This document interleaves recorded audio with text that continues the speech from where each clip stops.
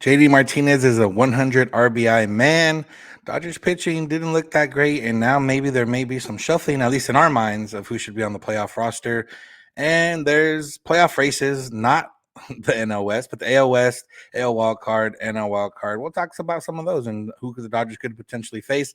That's all on tap. So let's get locked on Dodgers. You are Locked On Dodgers, your daily Los Angeles Dodgers podcast. Part of the Locked On Podcast Network, your team every day.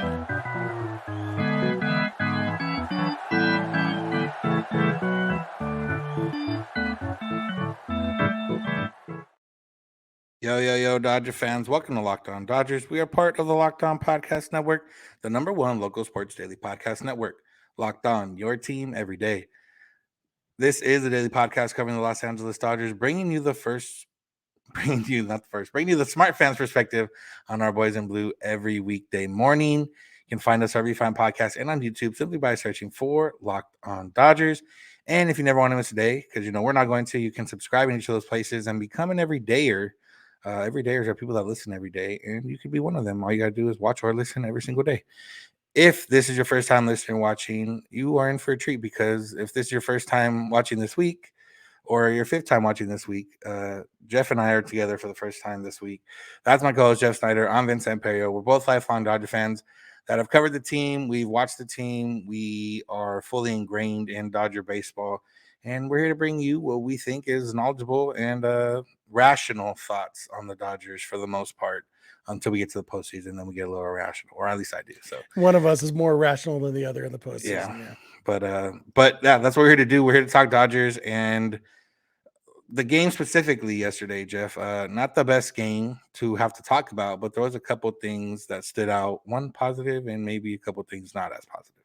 Yeah. And we like to start with the positive. Start on a good note and on a good note, and we'll stick all the lousy crap in the middle. JD Martinez in the first inning hit a 2-run home run, giving him 32 homers and 100 RBIs on the season, which means the Dodgers now have 400 RBI guys in a season for the first time ever. They've had 3 before. They've had four guys with 90 or more several times, but first time ever that 4 guys got to 100 RBIs. And I think JD is maybe the most remarkable. Like, it's a career high for Max Muncy. He had never gotten to 100 before, but he's hit 35 home runs almost every year. And so it was just a matter of time he had gotten to 98. Not that big a deal. Mookie Betts, leadoff guy, but also superstar, near 40 home runs. So, and Freddie Freeman, he's driven in 100 before. But JD Martinez, even though he's probably driven in 100 in a season more than the other 3 guys combined, I would guess, I think today was his 110th game. And that's what makes it so remarkable. Like, what he's done, 32 homers and 100 RBIs in 110 games, that's like 2/3 of a season, which means if he hadn't been injured, he would be at like 45 and 150. And that's pretty crazy.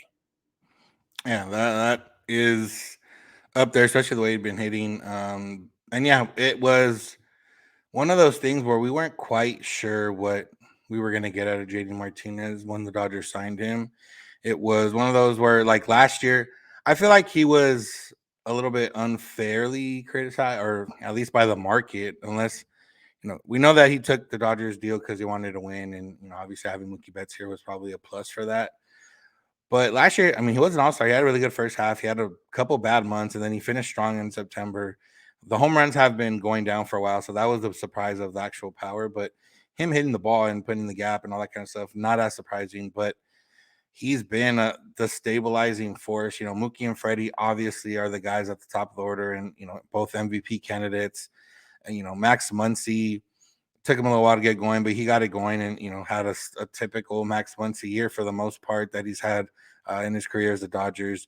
Will Smith tailed off a little bit, but JD Martinez has been that guy in the middle of the lineup. And honestly, probably one of the bigger reasons the Dodgers are where they're at, just based on what we knew we were getting from people when the season started and when we didn't know what we were going to get from some guys when the season started.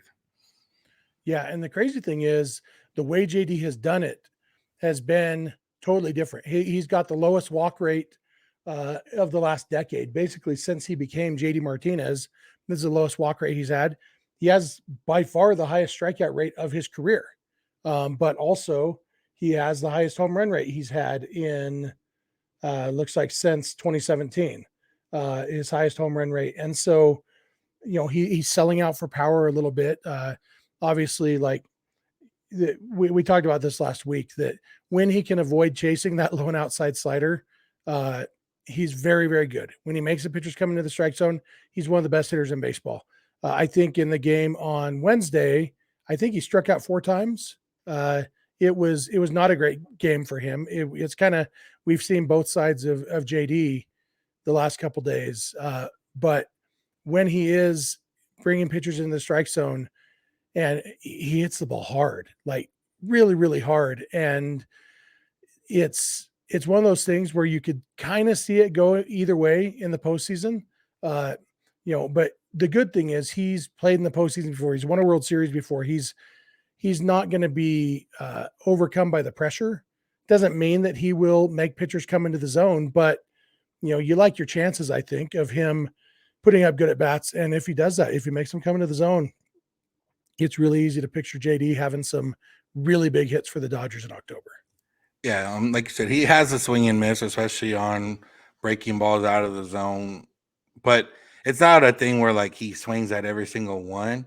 There's days where he's more patient than others, and there's at bats where he's more patient than others. But I think, you think about last year in the postseason, and one hit, one timely hit with runners in scoring position sends this series to at least a game 5. 2 hits could swing the whole series entirely. And when you think about who's going to be up at the plate, you think, obviously Mookie and Freddie are there, and they were part of it last year, and didn't quite work out. But you think about JD Martinez, and he's a guy that you feel comfortable with going to the plate in a key situation, because he's not a guy that's trying to hit a home run. He's just a guy trying to hit, and he puts little soft singles up the middle. He's poked a couple to the right side, not that often, but he could, pulls a double in the gap, home runs to all parts of the field. So I think, him, one of the guys I'm really looking forward to seeing, if the Dodgers are going to have any success in October, I think it's going to be a little bit on his back. Yeah, it's kind of interesting. I'm just looking at his plate discipline stats on Fangraph, and his percentage of swings that pitches outside the strike zone it's higher than his career average, but not ridiculously so. He's at 36.6% this year. His career is 34.1, and he's had other seasons in the 36s, 35s. So not crazy abnormal. Crazy thing is his contact rate on pitches outside the zone is by far a career low. His career average is 56.2. He's at 46.6% this year. He is not making contact when he swings outside the zone, which is why it's so important for him to make him come into the zone, because he's got the highest swinging strike rate of his career because of that, because he's chasing the same amount but not making as good a contact. And so that's really going to be the key for JD. And I'm excited to see what he can do. It seems like he should be better against lefties than against righties, because it's that right-handed slider that he's susceptible to. But you look at the stats, and he's actually been better against righties than lefties this year. And so he's just an enigma. It's hard to figure out what to expect from him, except he's going to hit the ball hard when he does hit it. And there's not much more you can ask for than that. Yeah, exactly.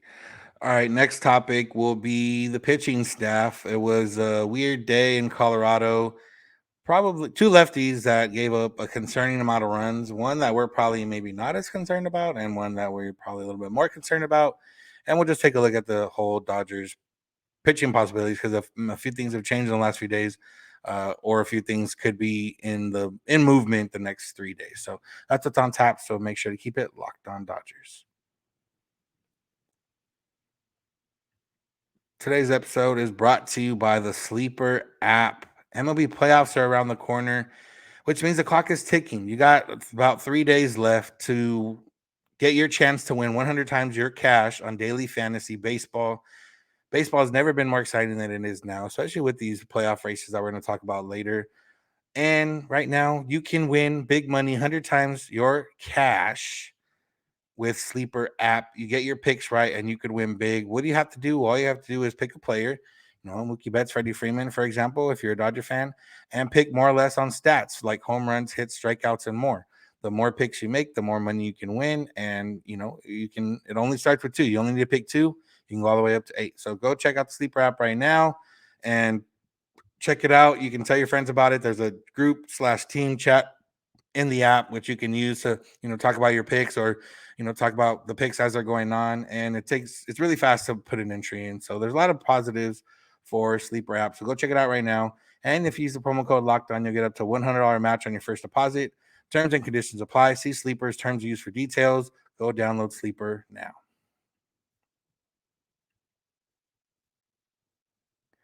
Thank you for making Locked On Dodgers your first listen of the day every day. Make sure to find us where we get podcasts and on YouTube and subscribe and listen every day. And we'll call you in every day if you do that. If you want to listen to these last 3 Dodger games because you can't watch, you can do so with SiriusXM or the SXM app. All you got to do is search Dodgers and you get the home broadcast for those games. All right, Jeff. So yesterday, Ryan Yarbrough got the start and did not pitch very well. He gave up 11 hits, 9 runs. 3 of those hits were home runs, and uncharacteristic from what we've seen. But at a certain point, it was more about the innings than the actual, success. The Dodgers don't have much to play for in terms of standings wise. And then Caleb Ferguson came in later and got 1 out, gave up 5 hits, and gave up 4 runs. This is, we talked about Ferguson as an opener the other day and the concern now. And, this one was an opener position. Dave Roberts said he's going to have one more outing over the weekend. But, yeah, Jeff, do you think Caleb Ferguson is starting to pitch himself off the playoff roster? Well, our everydayers will know Caleb Ferguson has been off my playoff roster for a while now. And yeah, I mean, the way he pitched this, and it's hard because it is Colorado. And, we've talked a lot over the last few years about don't take too much at face value of what happens in Colorado, especially when it comes to pitchers performing poorly.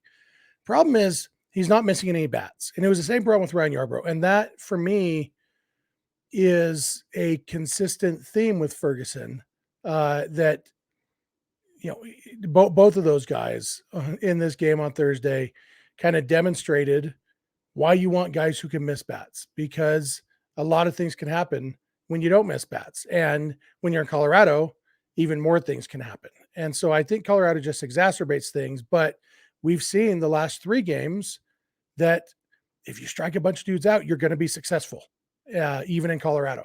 And so Caleb Ferguson for me doesn't really bring anything to at this point. I would much rather go with a youth movement based on stuff. And Caleb Ferguson for me doesn't have the stuff to be on the Dodgers postseason roster. And I think I feel the same way about Alex Vesia. For me, neither of those guys is on the roster.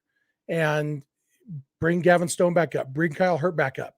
And even go on to Ryan Yarbrough, like Yarbrough, maybe it's just an issue of he shouldn't be starting a game. Like maybe they need to have the contrast and have Yarbrough pitching the last 3 innings after Bobby Miller goes 6 innings. If Miller goes 6, totally opposite kind of pitcher, hard throwing righty, bringing the soft toss and lefty. If Miller goes 6 and you've got a 4 or 5 run lead, perfect time for Ryan Yarbrough, eat some innings. But yeah, it's I don't. Neither of those guys excites me. And really, if you look at this whole weekend, the runs that were scored in this, not this weekend, this week in this series against the Rockies, 90% of the runs that were scored came against Caleb Ferguson and Ryan Yarbrough? Well, 7 of them were against Ferguson alone in 2 and games. nine by Yarbrough, right? Yeah. So that's 16 right there. And how many? I mean, the Rockies only scored 18 runs in the series, something like that. So like it was those 2 guys. Everybody else looked good. And so for me, it's like, well, pushing some decisions there. Yeah, for Yarbrough, I mean, he's still going to have a role, I would imagine, in October. It's, Ryan Yarbrough at Coors Field is probably not, a thing for success. He does limit hard contact, but it benefits a little bit from fly balls at Coors Field. go a little bit further than fly balls at other stadiums. So, that's part of it. I still think he'll have a role. I think it might be matchup dependent, depending, what kind of team they're going to play and where, stadium wise, where they're going to play. Although I don't think there's too many. Well, I guess there's some hitter friendly parks they might play at, but that'll take care of itself as we go on forward. But yeah, Caleb Ferguson just hasn't done anything. He hasn't looked good as an opener. He hasn't looked that great as a reliever. He has imploded. It's one of those where he doesn't have like okay outings. He has good outing or normal outing, and then he has like a bad outing where he gives up multiple runs. And at least this one, he wasn't walking guys, but he was giving up hits. And yeah, I can't. I would feel much more comfortable seeing Kyle Hurd after one inning pitch, the first inning of a game, if that's what they wanted, than Caleb Ferguson throwing the first inning of a game right now. And even in a later inning, I guess, if experience does matter, but skill and, the way you're throwing at the moment also matters probably a little bit more. So I still feel like he's going to be on there for, they seem to like him. This tonight after the game, Dave Roberts kind of talking about him. What might have been the most pessimistic he's been in the sense of like, saying he went out there, gave up hits, didn't look good, but he has one more outing. For him to say he has one more outing means that outing has to show, has to show him something. And I don't know if there's, unless he starts throwing 105 miles an hour and, and can throw strikes, I don't know what that last outing can show that shows that he deserves to be on the roster right now. Yeah, results based, there's nothing he can do in one more outing. I mean, it's the Giants who don't hit well. Even if he strikes out the side, throws an immaculate inning, it's like, okay, well, did you look better doing it? Because and that's why we've got a whole season's worth of evidence now, maybe more than one season's worth of evidence that Caleb Ferguson isn't a super great pitcher anymore. And I would much rather bet on stuff with the young guys. Yeah. And, beyond that, it's just, like I said, I say matchup dependent, but I really don't think there's the way the game is now. There's not really they have like 10 lefties in their, on their 10 of their 14 position players or 13 position players are lefties. We need Caleb Ferguson because it's not like he's getting people out in general. And a lot of the other guys, especially the young guys with the changeups, like that's the neutralizer for left-handers anyways.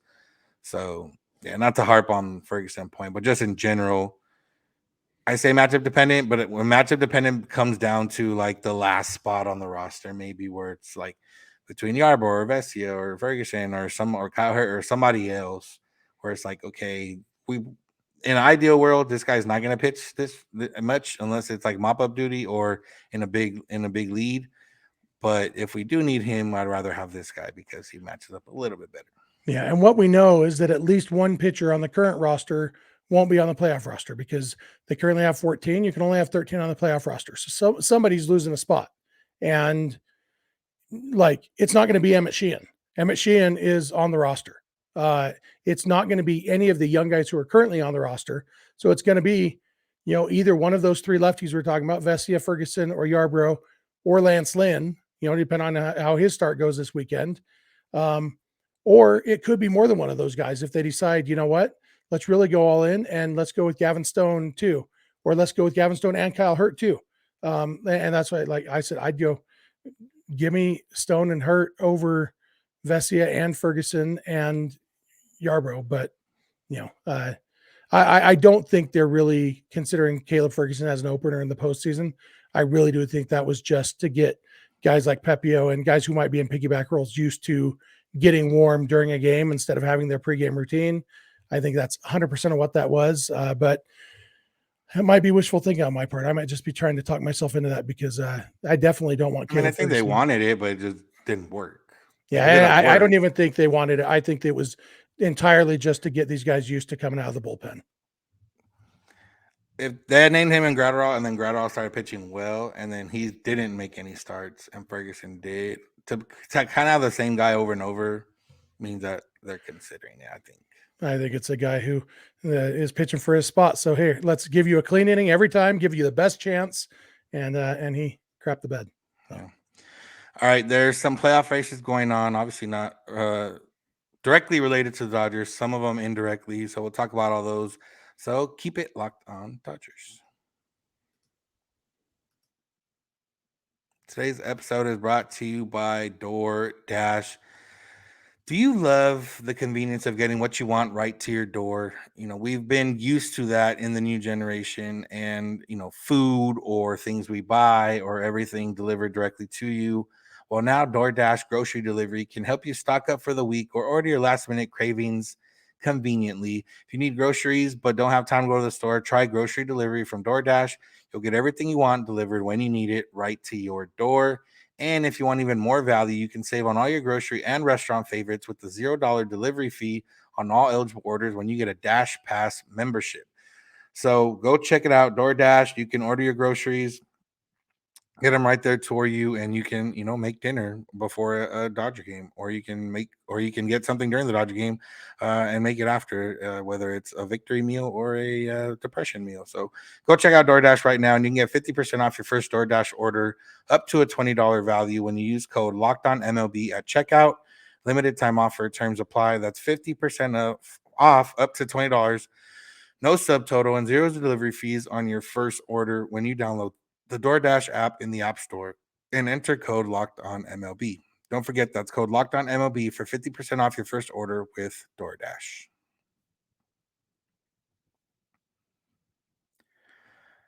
Thank you for making Locked On Dodgers your first listen. Thank you if you're already an everydayer. And if you're not an everydayer, we still thank you for listening today, but we also encourage you to listen every day and become an everydayer. Remember, where we get podcasts and on YouTube, I got to search Locked On Dodgers. And also search Locked On Dodgers on SiriusXM or the SXM app and find us there, which is also where you can find the home broadcast for Dodger games if you search Dodgers. So go check all that out. And let's talk playoff races, Jeff. There is a playoff race in the National League for the last two wild card spots. Technically, Arizona does play the Astros this weekend, so I guess they could fall out, but they have a seemingly comfortable enough lead with 3 games to go.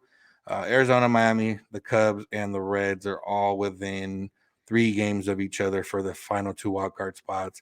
And then you got the AL West and the AL wild card all battling it out. The Rangers are currently the AL West leaders, but they are only 2 games ahead of the Astros and 3 games ahead of the Mariners, but they play the Mariners 3 more times. The Blue Jays are currently 1 game ahead of the Astros and 2 games ahead of the Mariners for second wild card spot. So there's still a lot to be decided in the next 3 days.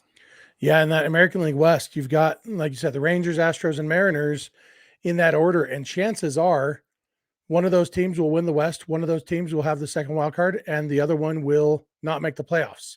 Like it's possible that all 3 would make the playoffs if the Blue Jays do fall off, and the Blue Jays are playing the Rays. And so really all 3 of those teams battling or all 4 of those teams still battling for a spot have tough series this weekend.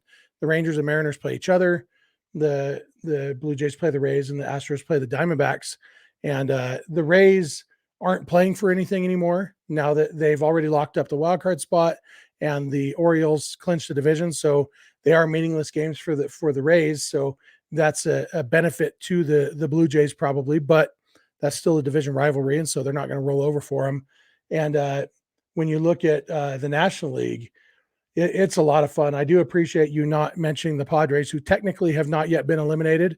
They could be eliminated still by the time people are listening to this episode, because the Mets and Marlins are playing. It's currently in a rain delay. The Mets were up 1-0 going into the 9th inning, and the Marlins scored 2 runs to take a 2-1 lead. And then the rain got too hard and they pulled out the tarp. And so it is still the top of the 9th inning. It's been 3 hours or so that it's been the top of the 9th inning. And they're maybe thinking about getting things going. I haven't seen an update lately. I saw that they were pulling the tarp off, but couldn't tell if they were just getting rain off it and putting it back on, or if they're actually thinking about finishing the game tonight. But if the Marlins hold on and win that game tonight, the Padres would officially be eliminated. They're not going to make the playoffs, but that would make it official. But those other teams, battling. Like it's going to be a hard battle. The Reds have probably played their way out of it, but they play the Cardinals, who are bad. The Cubs are on the outside looking in right now and have to play the Brewers. The Marlins get to play the Pirates as soon as this Mets series ever ends. And then the D-backs play the Astros, who are still playing for their playoff lives. And so even though the D-backs have the second lead on the second wildcard spot, they have the toughest road. So like those four teams, D-backs, Marlins, Cubs, and Reds, it's not crazy to see any combination of two of those teams taking those last two wildcard spots. Yeah. And the one that we'd be concerned about, in the sense of not concerned like, oh, we don't want to play them, but just what we're looking at is the third wild card for the National League, obviously, because the winner of the third wild card will play not to play the Diamondbacks. They'll play the Brewers in the first round, and the winner of that first round wild card round will go on to play the Dodgers. So obviously Dodgers Giants is always going to be a thing. But if you're looking for other stuff to keep you Dodger focused this weekend, that's probably more of the games you want to check out and kind of see. All those teams obviously bring something different to the table. All those teams would be the big underdogs against the Dodgers. Maybe the Brewers would have a little bit better chance in terms of odds makers, but if that's what you want to check out this weekend, that's what you would look at. Yeah, one reason to root for the Cubs and the Reds to be, I don't know, at least the Cubs to get one of those spots. The D-backs, the Marlins, and the Reds all have managers who, if they lead their teams to the playoffs, they might have a chance against Dave Roberts in the Manager of the Year conversation. Like Skip Schumacher, I feel like if the Marlins get that wildcard spot, he's going to get a lot of votes, especially because he's a shiny new thing. It's first year as a manager, all that stuff. So if you are invested in Dave Roberts getting the Manager of the Year award that he definitely deserves this year, maybe you're rooting for. But like I said, three of those four teams have candidates: Skip Schumacher or David Bell or Torey Lovullo. Is that the D-backs manager's name? Mm-hmm.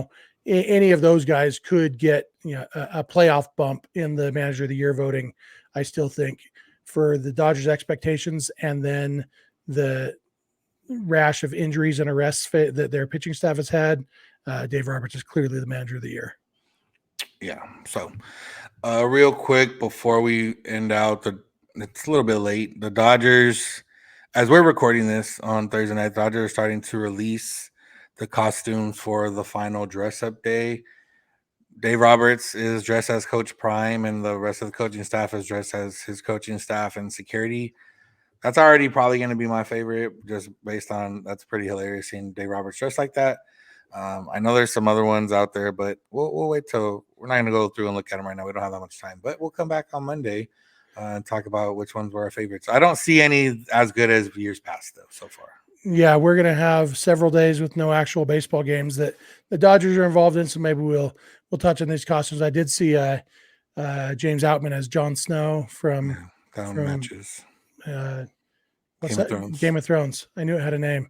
Yeah, I always just think of the guy who showed up to when my daughter was like 4 years old. Her little gymnastics class had a Halloween party, and this dude shows up dressed as Jon Snow. It's like, you showed up to a kid's Halloween party in Utah dressed as a Game of Thrones character, and you're upset that nobody recognized what you are? Like, how many of these moms do you think are watching Game of Thrones in between raising their 35 kids each, But yeah, it looks like Mark Pryor's dressed as USC head football coach Lincoln Riley. I see Robin Big. I don't know who exactly is dressed as him, though. I see the inflatables, the Freddie Dance inflatable guys. I see Jason Hayward showing off his body as a boxer, I think. Creed, maybe. So, yeah, we'll get into all these. And our buddy, Petey Montero, former guest on the podcast, Petey Montero, is part of Coach Prime's coaching staff in the costume party. So, yeah. So, thank you all for listening. Thank you for making Locked On Dodgers your first listen of the day every day. Make sure to become an everydayer by listening or watching every day. We can be found on YouTube or where we get podcasts. If you search Locked On Dodgers, we're not going to say we favor everydayers, but we're not going to say we don't favor everydayers because I favor everydayers. I like them a little bit more. If you want to listen this weekend to any of the games because you can't watch The SiriusXM app or SiriusXM can help you out if you search Dodgers. You can listen to the home broadcast for any of those games. If you want to find us on social media, we're on Twitter and Instagram at Locked On Dodgers. Jeff is on Twitter at Snydog. I'm at VidSense91. You can DM either of us on the Twitters if you need to get a hold of us for any questions, comments, or concerns. You can also send those via email, lockedondodgers@gmail.com, or send us a text or leave us a voicemail at 323-863-LOCK. We're here every weekday morning, and we hope you'll be here with us when you get in your car or if you're at home. Tell your smart device play podcast, Locked On Dodgers. And remember, you don't have to agree. You just have to listen. Have a good one. We'll talk to you on Monday.